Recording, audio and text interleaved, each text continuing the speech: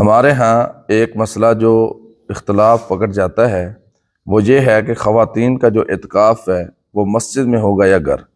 تو ہمیں آپس میں جھگڑا کرنے کی بجائے اس کی رہنمائی سیدھا قرآن اور حدیث سے لینی چاہیے، کیونکہ اللہ تعالیٰ نے قرآن کریم کے اندر فرمایا وَأَنْتُمْ عَاكِفُونَ فِي الْمَسَاجِدِ، اور تم مساجد کے اندر اعتکاف کرو۔ اور خود نبی کریم صلی اللہ علیہ وسلم کا عمل یہ ہے کہ پیارے پیغمبر علیہ السلام رمضان کے آخری عشرے کے اندر اعتکاف مسجد میں کیا کرتے تھے۔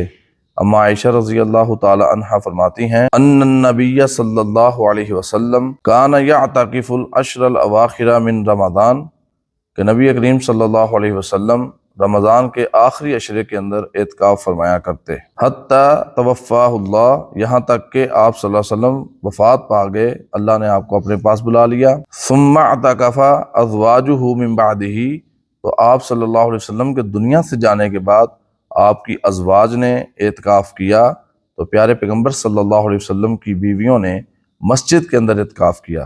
جو لوگ کسی بھی فتنے کی وجہ سے عورتوں کو مسجد جانے سے روکتے ہیں، ان کو یہ بات سوچ لینی چاہیے کہ فتنے ہر دور میں رہے ہیں، بلکہ جتنے فتنے اس دور میں تھے آج کے دور میں وہ ختم ہو چکے ہیں، لہذا قرآن اور حدیث کو چھوڑا جائے گا تو مزید فتنوں کا شکار ہوں گے۔